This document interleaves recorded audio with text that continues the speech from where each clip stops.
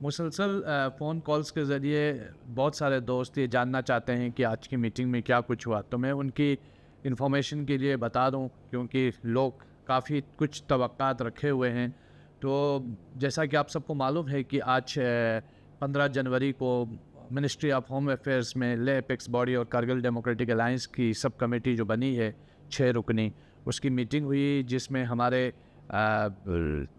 लद्दाख के हिल काउंसिल लेह और करगिल के दोनों ऑनरेबल सीईसीज और ऑनरेबल एमपी लद्दाख भी शामिल हुए। इस जो मीटिंग में हमारे लद्दाख के चीफ सेक्रेटरी और एडवाइज़र टू ऑनरेबल एलजी जनाब पवन कोटवाल जी भी मौजूद थे। मीटिंग में जो पिछली मीटिंग्स हुई उन तमाम चीज़ों को लेकर के हमने यही स्ट्रेस किया कि जो आपने रिजर्वेशन लद्दाख के लोगों के लिए जॉब रिजर्वेशन की बात कही है, जिसमें 95% जॉब रिजर्वेशन की बात कही है, तो वो कब उस पर अमली जो है जामा उसको पहनाया जाएगा, जिसके बाद फिर फौरी तौर पर उसको नोटिफिकेशन जारी करके फिर कम से कम उसके लिए जो है हम आगे बढ़ सके। तो ये बात यहाँ तक पहुँची कि डोमिसाइल को लेकर, सिर्फ जॉब्स को लेकर के, जॉब्स के ये जो 5% बचते हैं, जो ओपन कैटेगरी के जॉब्स 5% बचते हैं, इन 5% के लिए खुसूसी तौर पर एक डोमिसाइल इशू किया जाएगा जो 15 साल से लद्दाख में है उनके लिए, और वो 5% जो है जॉब उन्हीं को मिलेगी जो लद्दाख का डोमिसाइल रखता होगा, जो नॉन एसटी होगा। बाकी सारी की सारी जो है वो एसटी और फिर ईडब्ल्यूएस और फिर उसके बाद 1% शेड्यूल कास्ट और फिर उसके बाद जो एलसी की के 4% है वो उनको दिया जाएगा। बाकी जो 5% है जो लद्दाख का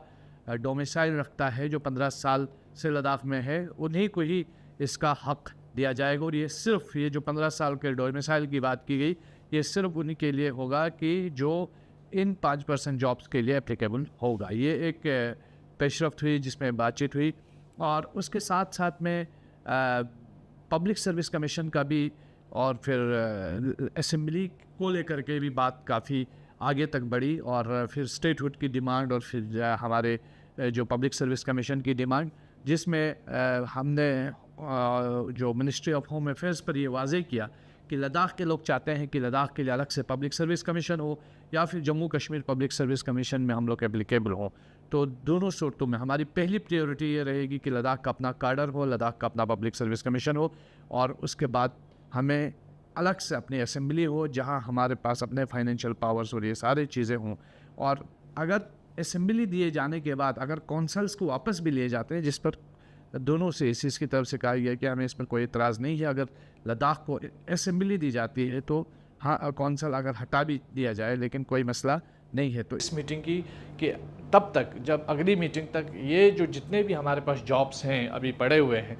वो सारे जॉब्स का एडवर्टाइजमेंट होगा और उन पर बाज़ाब्ता रिक्रूटमेंट के प्रोसेस को आगे बढ़ाया जाएगा। और चूँकि ले एपेक्स बॉडी और कारगिल डेमोक्रेटिक अलायंस की तरफ से ये भी कहा गया था कि हम अपने 4 पॉइंट एजेंडे पर स्टिक हैं, उससे आगे पीछे कोई हम किसी मौजू पे बात नहीं करना चाहते हैं। ज़ुबान का मसला है, लैंग्वेज का इशू है, ये सारे मसाइल हैं, ये आप दोनों सीईसीज़ और ऑनरेबल एमपीज़ से बात करें। लेकिन उसके फ़ौरन बाद चूँकि मीटिंग के ख़त्म होने के बाद हमने साइड में जो हमारे जम्मू कश्मीर लद्दाख के सेक्शन के जो जॉइंट सेक्रेटरी हैं उनसे बात की, और उसमें उन्होंने आश्वासन यकीन दहानी दिलाई कि जो पूरी बल्ती लैंग्वेज है उसको भी ऑफिशियल लैंग्वेज में शामिल किया जाएगा। और हमने ज़ोर भी दिया है कि शीना ज़ुबान को भी इस ऑफिशियल लैंग्वेज के ज़ुमरे में शामिल किया जाए। हमें उम्मीद है कि ये नोटिफिकेशन भी जल्द अज जल्द इशू होगा। और उसके साथ साथ ये देखने वाली बात है कि जो हमने डोमिसाइल को लेकर के बात हुई थी, उसमें सरकार की तरफ से स्ट्रेस ये था कि हम 15 साल सिर्फ रिजर्वेशन के लिए एप्लीकेबल होगा, ये ज़मीन और दूसरी चीज़ों के लिए एप्लीकेबल नहीं होगा। ये 15 से 20 तक इसकी मियाद बढ़ाने की बात की थी, जिस पर हमने काफ़ी स्ट्रेस भी दिया था, और एमएचए की तरफ से 15 साल काम की मुद्दत की बात कही गई। तो ये सारी चीज़ें डिस्कस हुई हैं, लेकिन अब उम्मीद करते हैं कि हम ये भी तवक्का रखते हैं कि वो 15 से इसको बढ़ा करके 20 रखें। लेकिन जो जॉब्स का इशू है उसको अल्टीमेट अब कोई बहाना नहीं है। इंशाल्लाह हम उम्मीद करेंगे कि जल्द अज जल्द ये सारी चीज़ें एडवर्टाइज़ हों, और जो हमारे बेरोज़गार नौजवान हैं जो एक किस्म के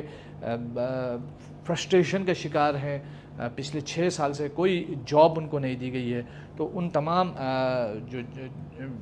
लोग हैं, एस्पिरेंट्स हैं, उनको जल्द अज जल्द जॉब मिले। ये सारी चीज़ें आज डिस्कस हुई। एक और अहम चीज़ इस बीच में ये कहूँगा कि रिलैक्सेशन की हमने बात की, तो उस पर एग्री हुआ है, मिनिस्ट्री एग्री हुई है, और यूटी एडमिनिस्ट्रेशन के हमारे ऑनरेबल एडवाइज़र्स चीफ सेक्रेटरी साहब भी जो है वो थे, वो भी एग्री किया है उन्होंने कि हम 5 साल का जैसे सब इंस्पेक्टर की भर्तियों में 5 साल का रिलैक्सेशन देने की उन्होंने कहा है कि हम रिलैक्सेशन देंगे। इसी तरह दूसरे जॉब्स में भी रिलैक्सेशन पर उन्होंने हामी भरी है। तो ये आज की अपडेट है। मैं उम्मीद करता हूँ कि सरकार इन चीज़ों को पॉजिटिवली ले रही होगी, और आगे आगे हम जिस हिसाब से बढ़ रहे हैं, यकीनन मैं समझता हूँ कि ये हमारे लिए एक पॉजिटिव स्टेप ही रहेगा।